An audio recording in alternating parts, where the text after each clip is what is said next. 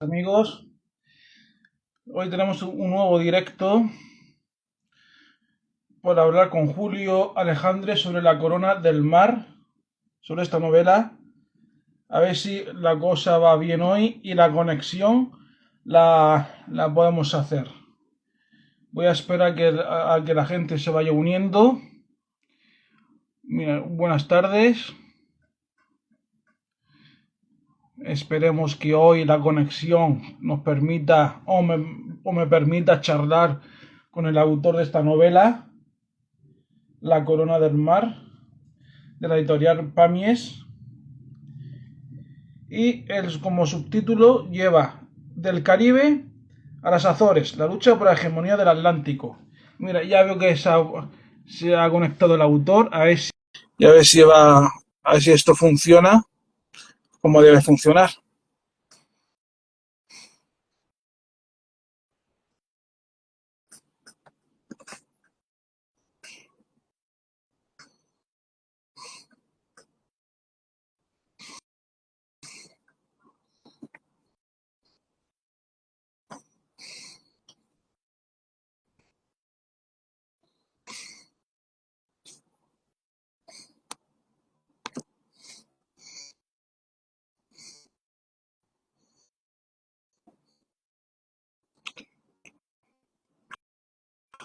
Invitación enviada, a ver si...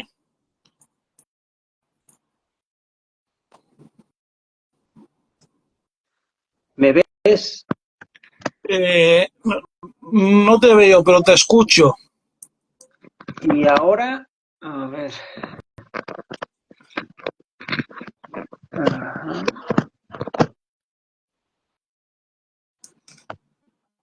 A ver si es que está la cámara mirando. ¿Ahora me ves? No, pero te escucho, pero si eso lo hacemos así y como en principio espero, en principio cuando el vídeo se quede publicado, Sí, en, sí. en, en teoría aparecerán nuestras caras. Vale, yo te estoy viendo a ti y me estoy viendo a mí. Bueno, pues yo no te veo, pero por lo menos te escucho y podemos hablar. Muy bien.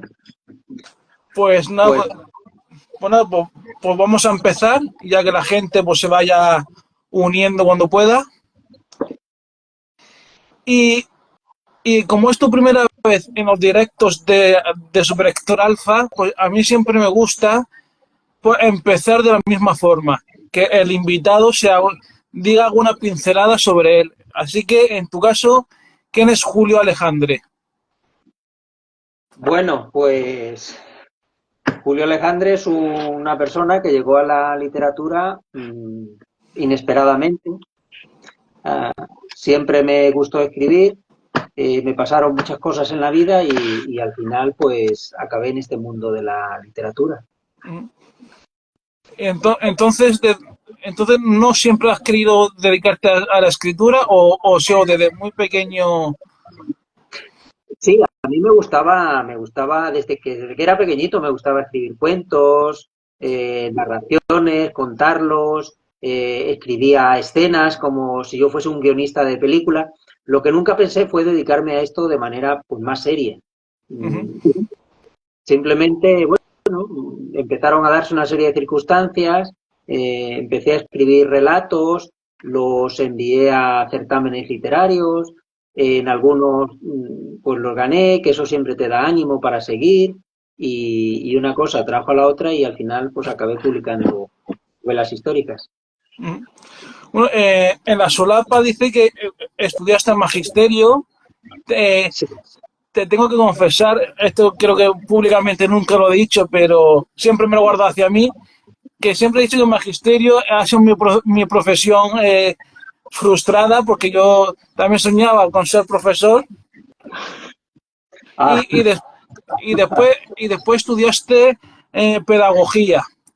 sí, Te quería preguntar, ¿has llegado a ejercer como docente o como pedagogo? sí, bueno, toda mi vida profesional ha sido relacionado con el mundo de la educación.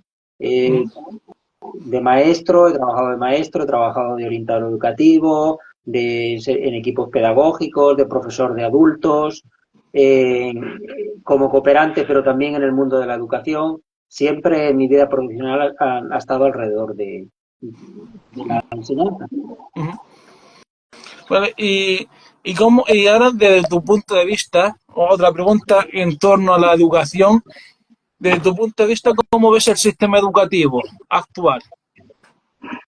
Lo veo parecido al sistema educativo cuando empecé, con más Ujú, medios y con más medios, con menos alumnos, quizás con menos motivación en general, tanto por parte de los alumnos como en general, yo lo veo a veces por parte del mundo docente, ujú, y después con muchos cambios legislativos que influyen enormemente en el quehacer de cada día. Hay que pensar que, no sé lo que llamamos de siglo, pero quizás ha habido 4 leyes educativas ujú. o puede ser 5. Yo no sé qué sistema educativo puede soportar tantísimo cambio de ley educativa y al final los cambios son cambios relativamente de detalle. Entre una ley educativa, cambios de fondo hay pocos, suelen ser de forma, que si la religión cuenta, que si no, que si educación para la ciudadanía, que ahora cuarto de la ESO hay una variedad diferente, que cambian un par de optativas, en fin, cambios que perturban mucho al quehacer docente y que yo no tengo claro que realmente estén suponiendo un avance. Y yo también te quería preguntar sobre la historia que se da en los centros educativos. ¿Piensas que se da la historia de una forma correcta o adecuada? O... Uf, esa pregunta parece que tiene trampa, Kiko. Sí, porque realmente es algo complicado desde mi punto de vista. Sí, vamos a ver. Bueno, yo he trabajado casi siempre en el mundo de la educación primaria. Ujú, Entonces, en educación secundaria he trabajado pocos años, algunos, pero pocos. Eh, yo creo que lo que pasa es que se le da cada vez menos importancia a la historia. Es una asignatura que ha ido viendo reducida su presencia en el currículum. ujú, A la historia de España o a la historia universal, porque en el currículum, a medida que ha habido transferencias educativas, pues yo entiendo que a las comunidades autónomas se le da cada vez más peso. Y eso significa que si quieren desarrollar el currículum, pues en el caso donde estoy yo, Historia de Extremadura, lo que le dedican a hacer la historia de tu comunidad autónoma, pues se lo ujú, quitan a una historia más global. También es lógico que se empiece por lo más cercano al ámbito de un alumno y después se vaya ampliando. ujú, La cosa a lo mejor no está bien coordinado o no están bien organizados los tiempos y al final resulta que un alumno termina formación profesional o termina la educación secundaria obligatoria con pocos conocimientos generales ujú, en lo que nos atañe pues de historia de España y al fin y al cabo si quieres que un país se identifique como tal pues tienes que darle cierta importancia a la historia de tu país pues si no ¿quién va a reconocerse como parte de España o parte ujú, del país en el que vivimos? ujú. Bueno, pues ahora dejando de lado un poco el entorno educativo y demás, pues ha llegado el momento de adentrarnos en la novela. La corona Y de... la corona de armas, efectivamente, porque ya avanzo que ya haremos otro directo cuando más adelante para hablar de tu novela más reciente. Pues entonces, permíteme, si no me estás viendo, como vamos a hablar de la corona del mar, me voy a poner un disfraz de pirata. Y ¿De acuerdo? un sombrero corsario. Uh-huh. Es un sombrero de corsario del siglo más avanzado, pero bueno, es el único que tengo a mano. Bueno, pues eh, por la primera pregunta sobre la novela es ¿cómo surgió la novela? Bueno, la novela surgió de... A mí me gusta rescatar episodios de nuestra historia un poco olvidados. Uh-huh. Entonces, por regla general, yo creo que nuestra historia relacionada con el mar, nuestra historia naval, está bastante olvidada respecto a lo demás. Por ejemplo, en el siglo XVI, pues hay muchos libros muchísimos libros de historia y muchas novelas situados en América, en el periodo de la conquista o de la dominación, como se le quiera, o del poblamiento español de América. Y, sin embargo, que tienen que ver con el mar, pues hay poco. Y hay algunos episodios de la historia española preciosos y muy épicos. Por ejemplo, todo lo que es la exploración del Pacífico, pues está muy olvidado. Y fueron hechos y hazañas que casi podíamos llamarlas bueno, de ponerles todos los adjetivos que queramos porque fueron grandiosas y dificilísimas y que da miedo subirse en uno de aquellos barcos.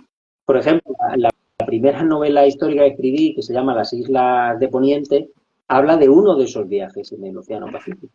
Y en esta, pues quería hablar de otro episodio un poco olvidado, pero que desde mi punto de vista ha sido muy importante en nuestra historia y también de cara a la historia universal, que fue la unión de España y Portugal en tiempos de Felipe II, y las dificultades y los retos que esa unión supuso.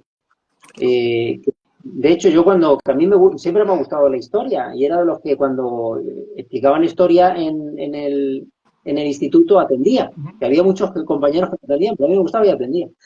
Y bueno, y siempre me había quedado con la idea de que en tiempos de Felipe II España y Portugal se habían unido, pero sin más. Y después, cuando empecé a estudiar un poquitín y a documentarme, me di cuenta que había sido pues una unión compleja, difícil, con mucho background y también que supuso pues una guerra un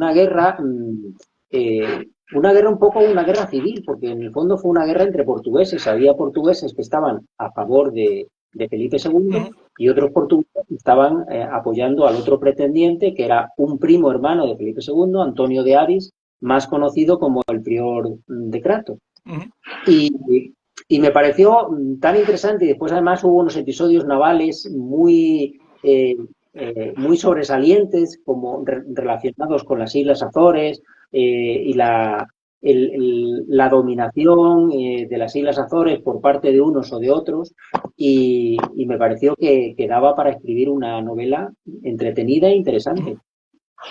Sí, la verdad que sí, entretenida es porque ya la he leído y la disfruté, me gustó.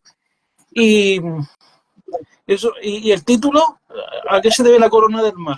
¿Era el que tenías en mente desde un principio o estuviste barajando algunos otros? Bueno, al principio siempre barajas varios títulos. Yo en este caso, cuando iba escribiendo, únicamente tenía claro que era una novela relacionada con los dos lados del océano, porque también habla del mundo de la piratería en el Mar Caribe y que se refería también a las Islas Azores. Entonces, una vez terminada, pues estuvimos barajando junto con la editorial, estuvimos barajando varios títulos. Y al final el que más nos convenció fue ese.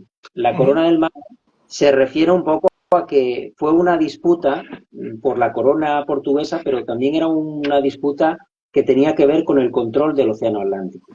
Y que en eso fue fundamental los hechos que se narran, porque no fue una casualidad que el último territorio en disputa por los dos pretendientes fueran las Islas Azores. Las Islas Azores tenían un papel fundamental en el movimiento de los barcos de la flota de Indias, de la flota de la carrera de Indias.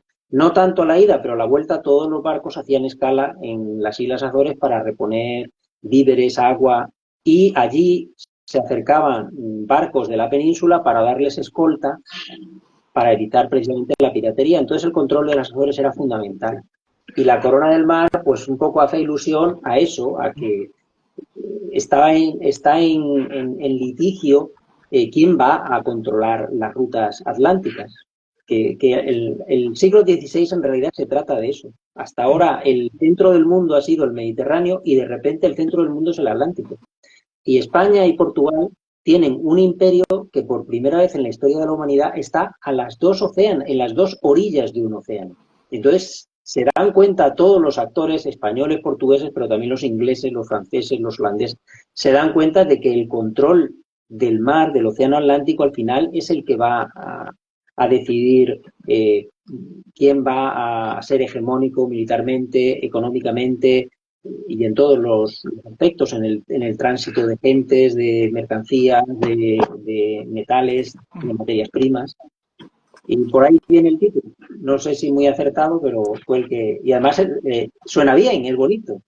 Sí, la verdad que sí, que es llamativo y también pues, el subtítulo que tiene aquí del Caribe a las Azores, la lucha por la hegemonía del Atlántico. Pues esa era la idea. Y ahora para la gente que todavía no haya leído la novela por motivos que sea, ¿qué les dirías? ¿Con qué tipo de novelas se van a encontrar? Pues se van a encontrar, yo creo que es un ejemplo claro de lo que es una novela histórica. Una novela histórica tiene una parte de historia, un trasfondo histórico en el que se va a mover la acción, se van a mover los personajes, van a aparecer personajes reales que existieron en aquella época, va a sumergir al lector, o es lo que pretende, la novela histórica en un periodo muy específico de la historia universal, en este caso de la historia de España. Y por otro lado, pues la otra palabra que forma el título de novela histórica, pues es novela. Es una novela en que tiene una trama, tiene unos personajes, que intenta ser entretenida, que intenta bueno, en este caso, pues una novela en que hay pues mucha aventura, hay, qué sé yo, tiene los ingredientes que cualquier novela, hay una trama, hay intriga, hay aventura, hay piratas, corsarios, comerciantes, soldados, hay marinos, hay espías que tuvieron mucha importancia en esa época, hay batallas navales, y después pues hay también amistad, o sea, lo que conforma la esencia del ser humano, las pasiones, amistades, odios, amores, venganzas, también, pues porque yo creo que forman parte de de cómo somos las personas, de cómo somos los humanos, y en una novela pues no pueden faltar.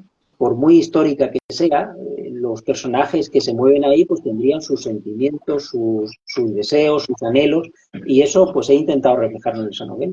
No sé si lo he conseguido, pero por lo menos lo he intentado. Y ahora, volviendo al tema del título, ¿cuándo sueles poner tú los títulos? ¿Al principio del proceso de escritura, durante o después?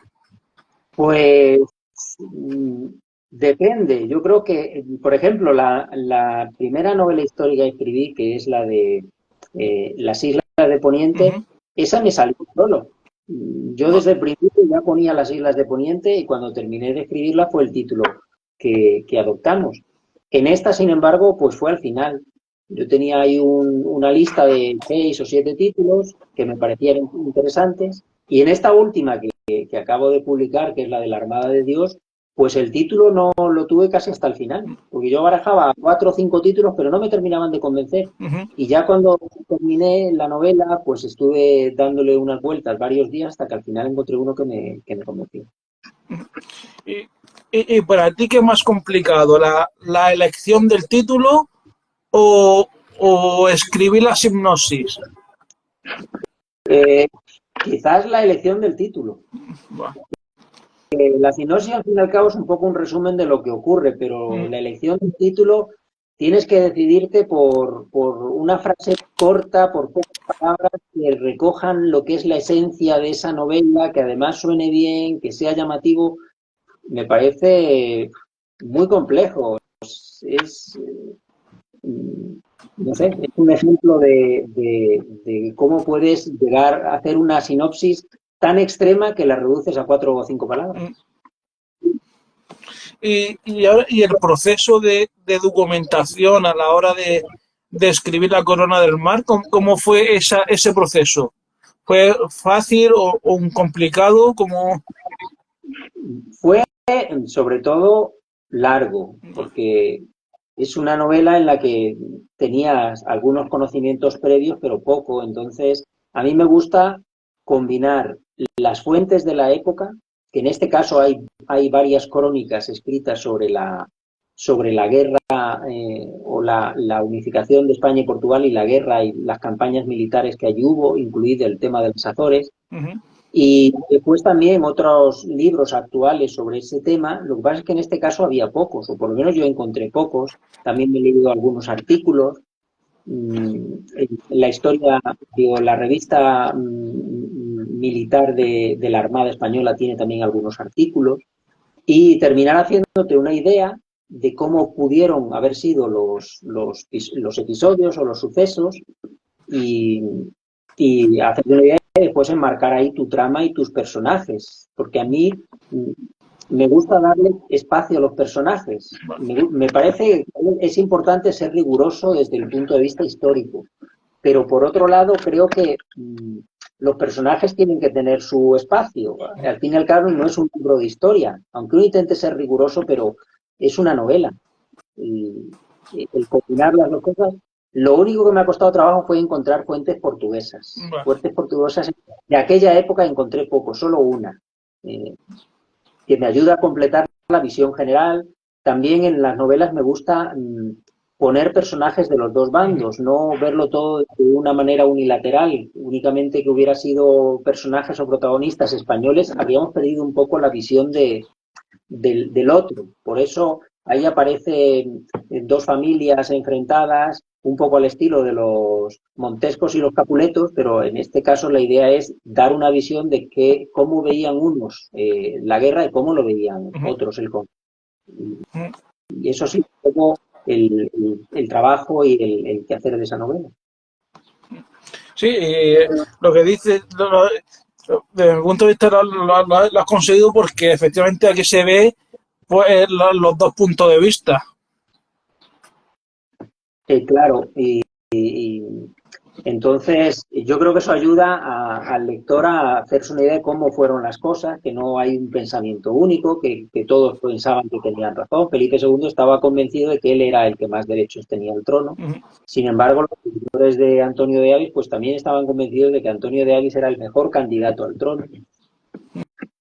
Y después el lector pues que se quede con lo que hay. En realidad, al final lo que narras es un poco una guerra civil, y en las Azores fue una guerra civil bastante dura.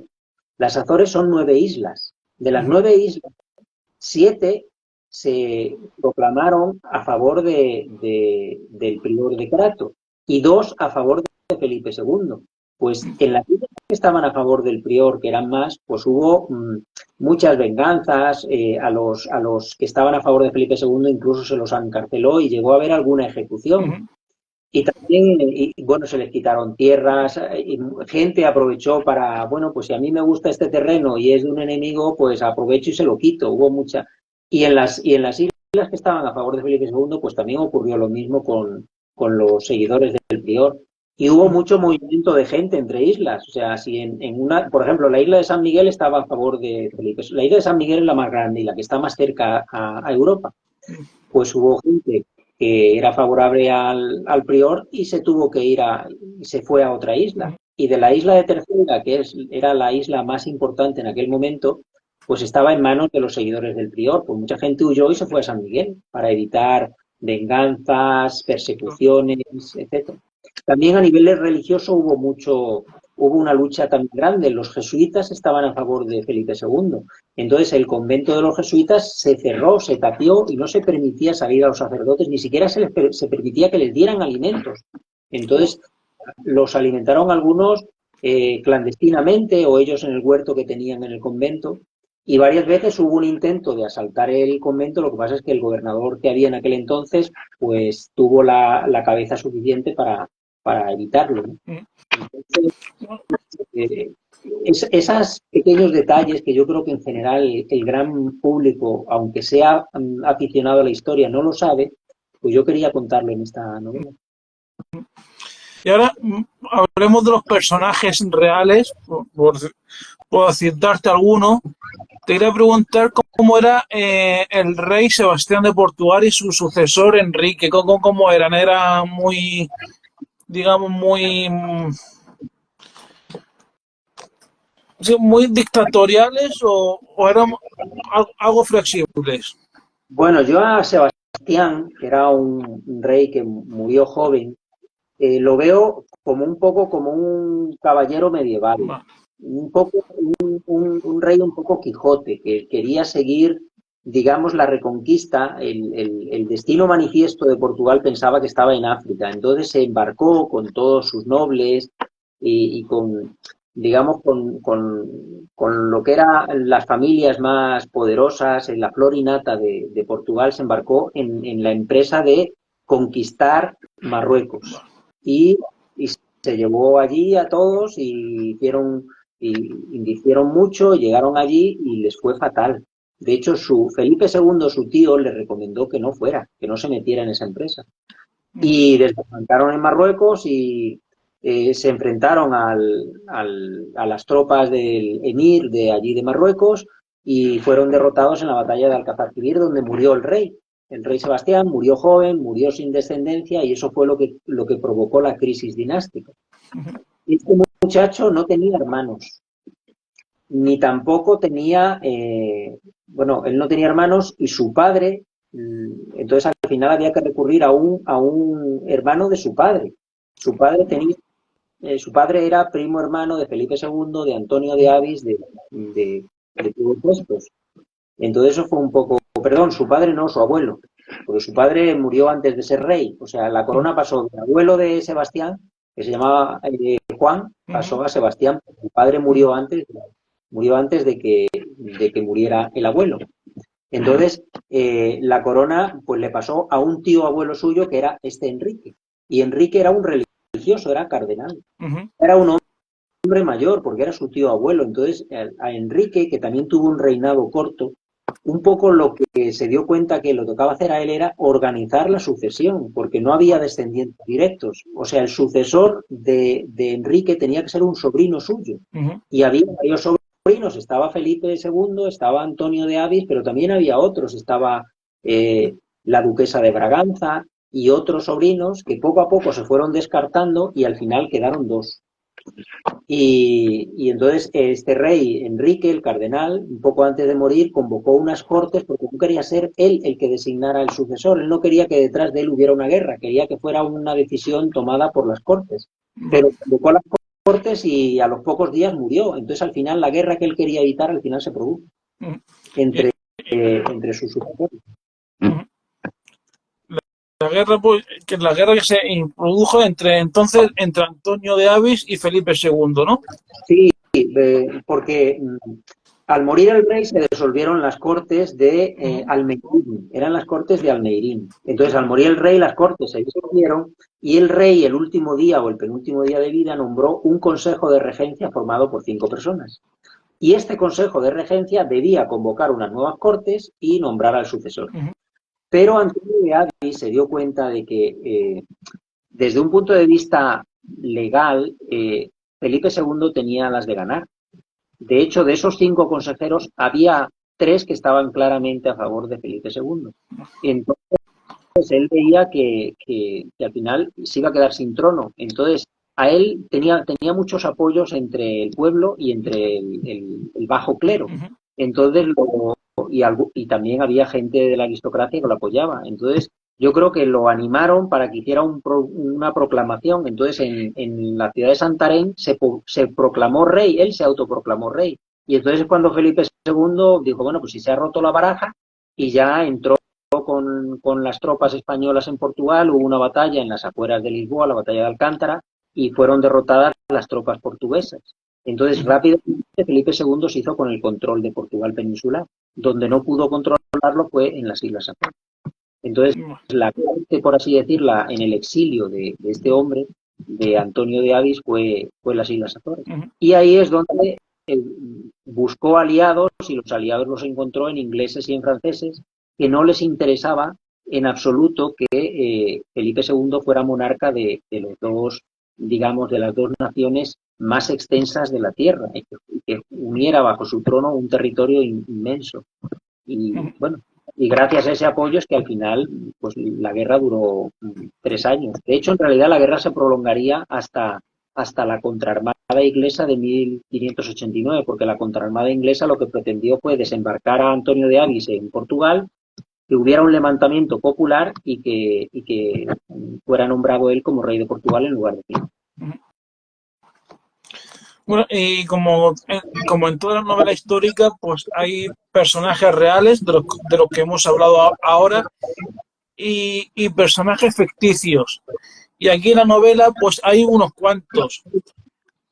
A la hora a la hora de unificarlos o de que aparece o darle su, digamos, Su personalidad, su trozo su trozo de importancia, sí. fue ¿te resultó sencillo o complicado lo de hacer la- barajar la presencia de tantos personajes?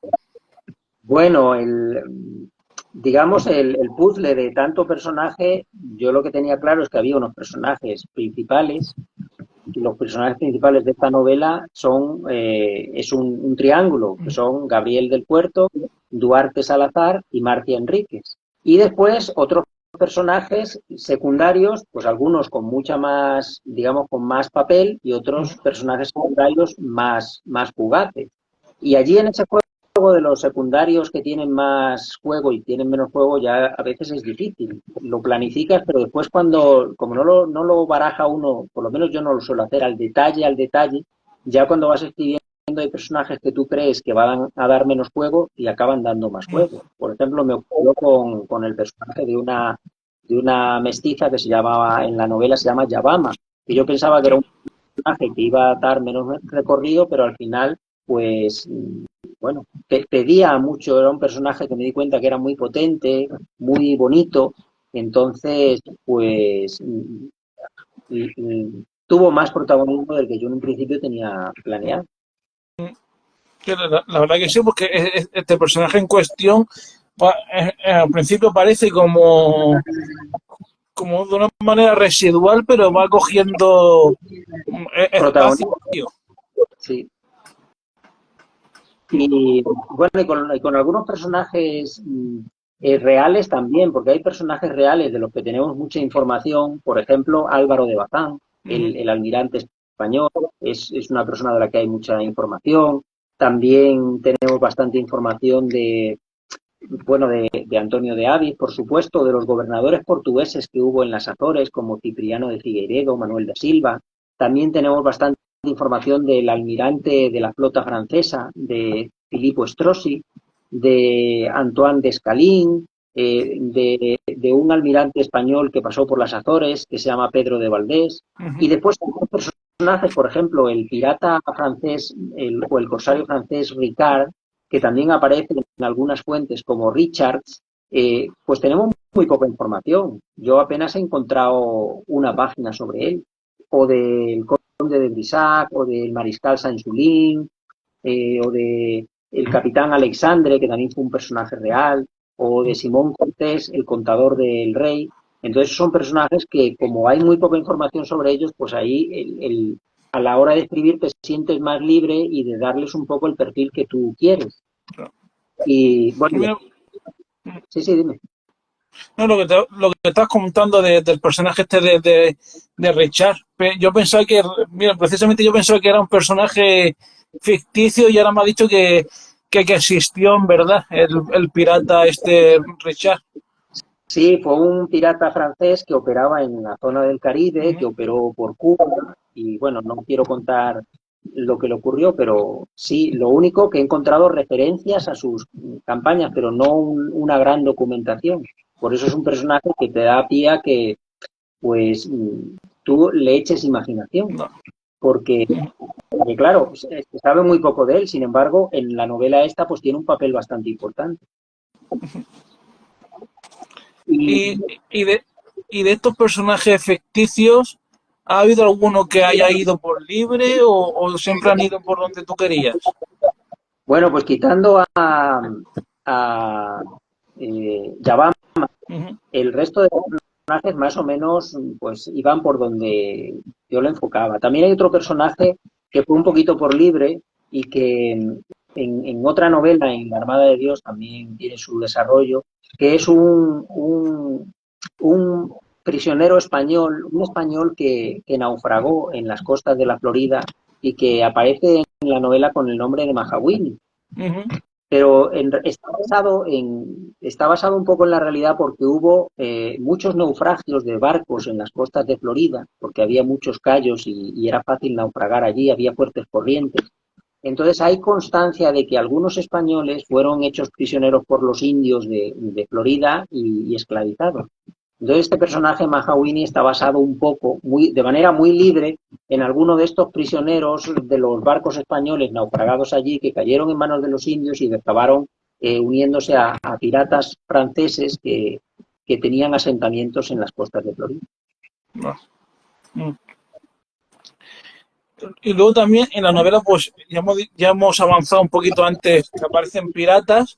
Y ahora te quería preguntar si realmente los piratas eran como nos hacen ver en las distintas películas que se han hecho sobre los piratas del Caribe. ¿Eran así o con algunas diferencias? Bueno, yo creo que los piratas de Piratas del Caribe eran piratas muy románticos. Yo creo que en general el mundo de los piratas era un mundo muy duro y muy cruel. Bueno, era gente que vivía de eso, se ganaba la vida atacando navíos, quedándose con la gente, pidiendo rescates y también pues gente muy embrutecida. A mí hay un libro sé que hay muchísima bibliografía y mucho sobre los piratas del siglo XVI y XVII, pero un libro que me abrió los ojos y me dio una idea de la dureza del mundo de los piratas fue un libro escrito por un holandés llamado Esquemelin. Entonces, este hombre habla de los piratas de un poco más adelante, del primer tercio del siglo XVII, y habla de un salvajismo brutal y unas atrocidades enormes, incluso hablando de un pirata que le sacaba el corazón a las víctimas y le pegaba un mordisco cuando todavía estaba latiendo, casi como los sacerdotes aztecas en el templo de Tenochtitlán. Entonces eso te da una idea bueno, y después también sé que era gente muy aguerrida, gente que, a ver, el pirata tiene muy poco que perder, entonces va por todas.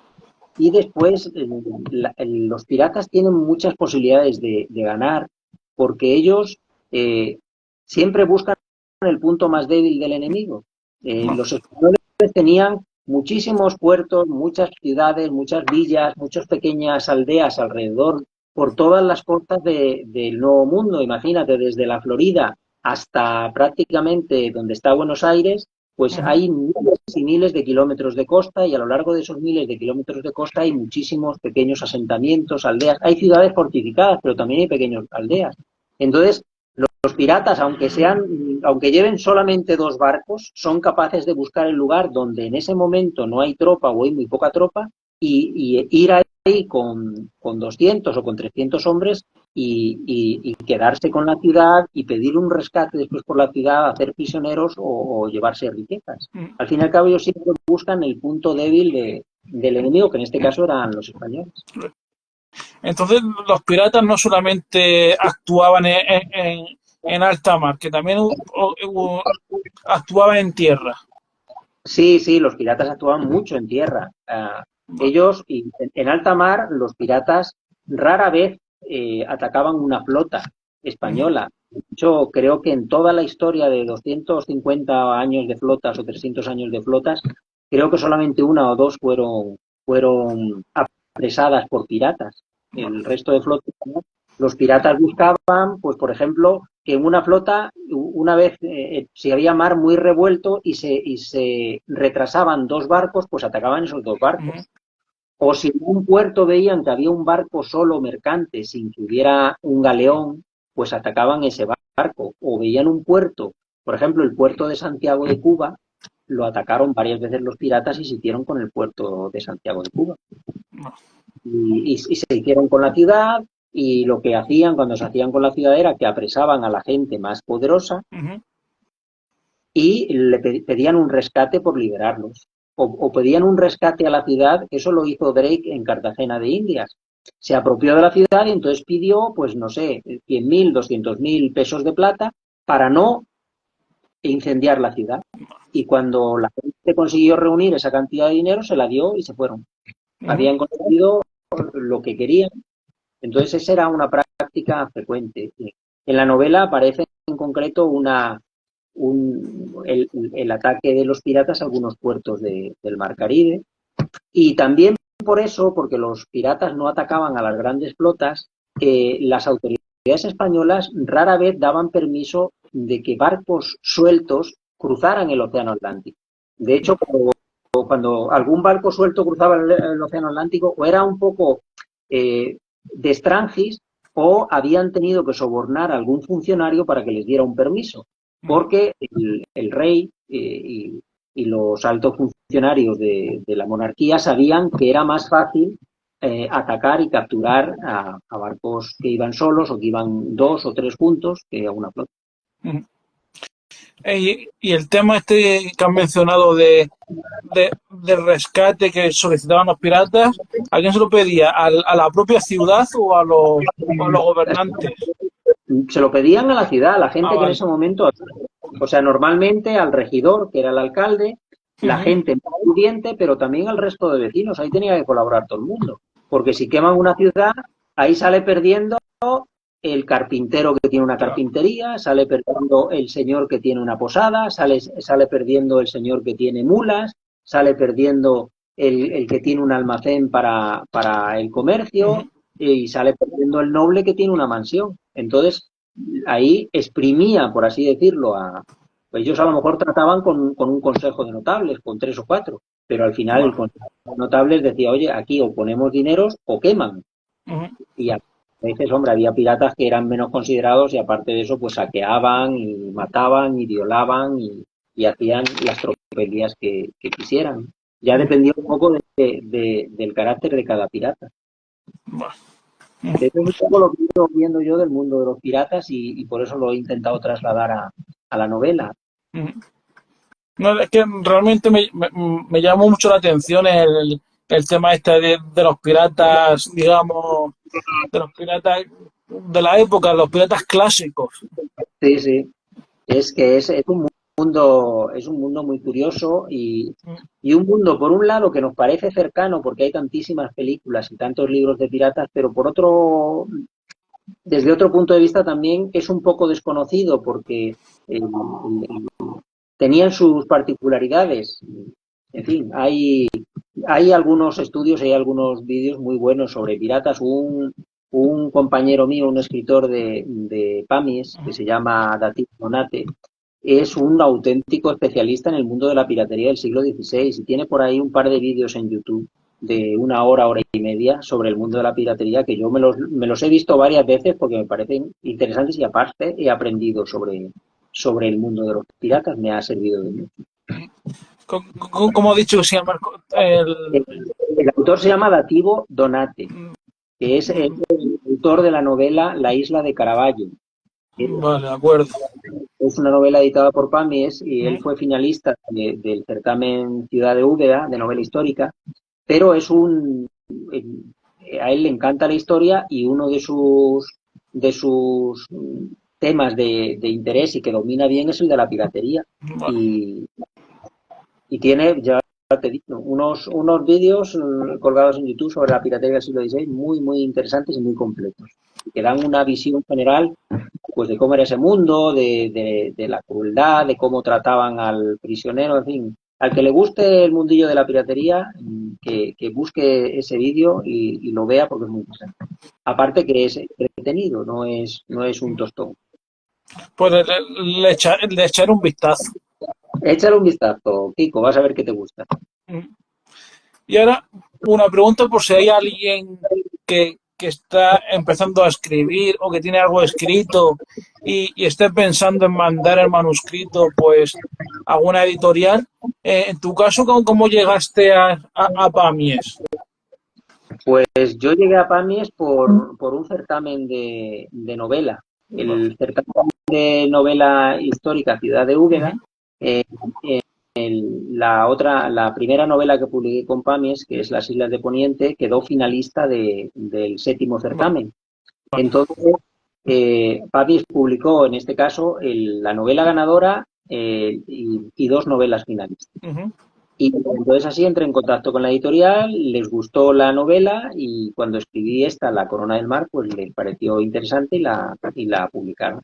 Entonces eso fue mi toma de contacto con Editorial Pamies y con el mundo de la narrativa histórica. Vale.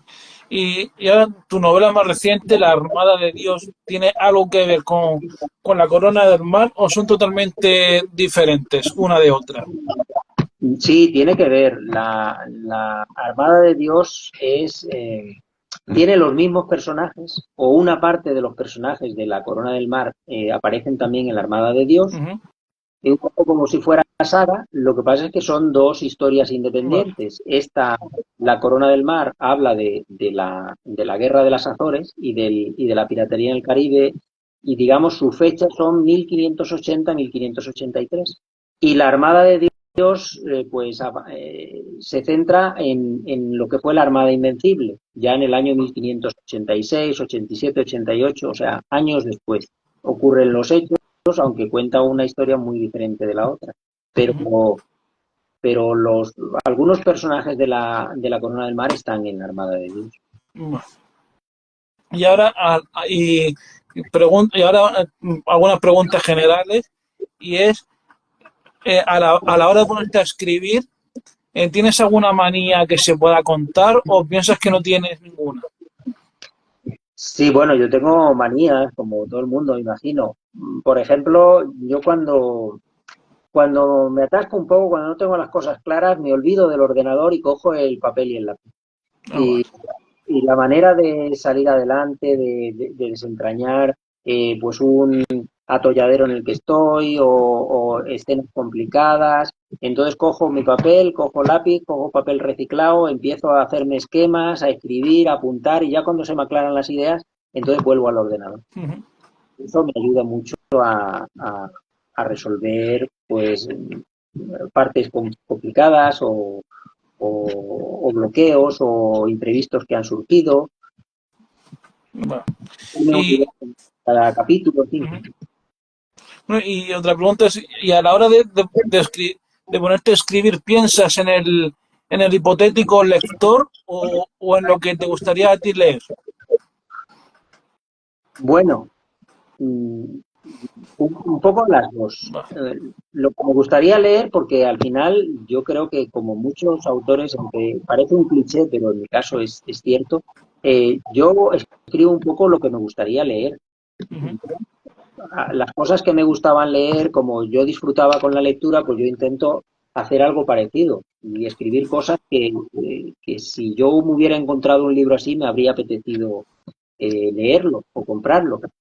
Y después, por otro lado, pues también uno piensa en el lector, pues, por ejemplo, eh, al escribir La Armada de Dios, uno piensa que puede que haya gente que no haya leído La Corona del Mar.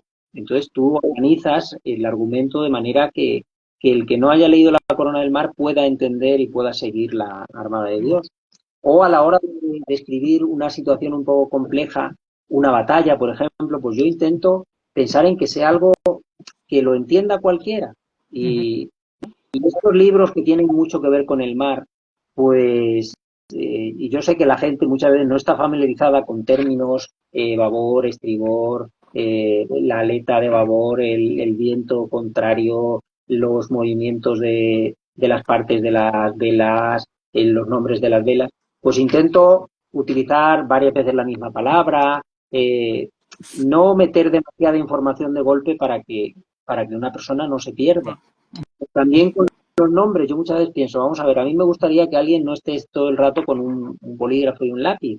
Y entonces, cuando hablo de un personaje y vuelvo a hablar de ese personaje, a lo mejor 50 páginas después o 100 páginas después, pues intento dar una pista para que este señor era el conde de no sé cuánto, para que el lector no se pierda. No.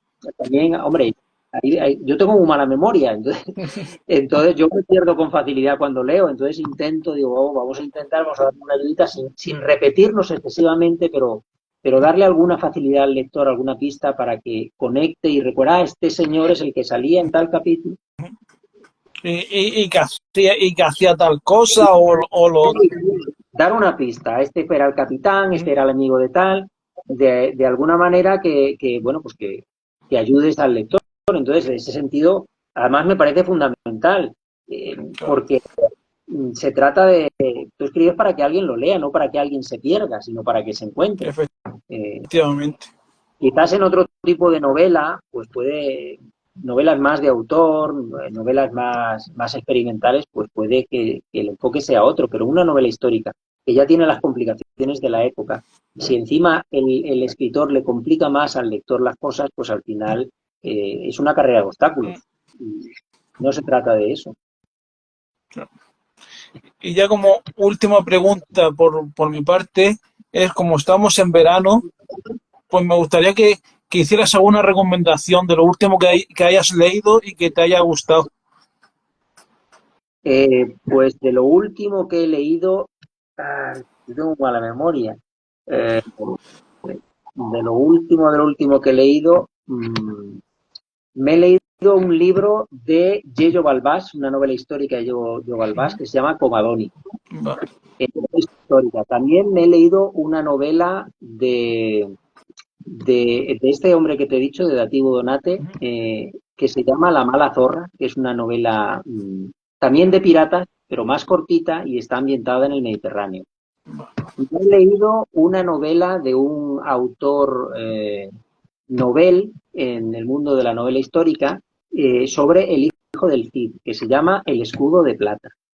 Y me he leído también, ya a finales de abril, me leí una novela de un muchacho joven que se llama Daniel Ortiz, y la novela se llama El arca de Villamanta, que es un poco un thriller histórico al estilo de las novelas de Dan Brown, pero me resultó muy entretenida, muy entretenida. Así que es lo último que he leído, lo último que he leído en novela histórica. Después también, yo a veces para desconectar, cuando estoy escribiendo una novela, para desconectar, suelo leer otras cosas. Me gusta mucho la novela negra, la novela hispanoamericana, el realismo mágico, algo que yo sé que no me influya de ninguna manera mientras estoy escribiendo. Entonces ya me olvido de la novela histórica y me pongo a leer otras cosas. Y para desarrollar un poco pues todos los personajes, para acercarte, pues yo me olvido de la novela histórica porque si no, pues bueno, imagínate en este libro los Gabriel, Duarte, Marcia, Yabama, Isabel, el Montmort, el señor Dunn, Sackfield, Manuel da Silva, todos esos personajes para que encajen y encuentren su sitio, pues de alguna manera hay que dejar un poco de lado otras novelas históricas. Efectivamente. Y pues son muy buenas recomendaciones para la gente que nos esté viendo y para la gente que vea el vídeo después. Y nada, pues si no hay preguntas por parte de la gente o comentarios, pues lo dejamos aquí. Pues nada, para mí ha sido un rato muy entretenido. Pues nada, no veo ninguna pregunta ni comentario. Pues nada, pues ha sido un placer charlar contigo y nada, y seguimos en contacto. Pues nada, muchas gracias por este espacio y por esta iniciativa, me parece súper interesante y chula. Y además, pues como te habrás podido ver, me gusta mucho el mundo del siglo XVI, porque hemos estado hablando, y además, pues ya los tenía un poquitín olvidados, porque esta novela la escribí en el año 2021, pero volver a sacar a la luz a estos personajes, a los históricos y a los no históricos, pues también me ha gustado. Ha sido un rato muy agradable. Espero que lo hayas pasado tú también bien, Kiko, y cuando quieras, aquí me tienes. De acuerdo. Pues nada, pues lo dicho, es un placer y nos vemos muy pronto. Nos vemos. Venga, un saludo. Hasta luego. Adiós.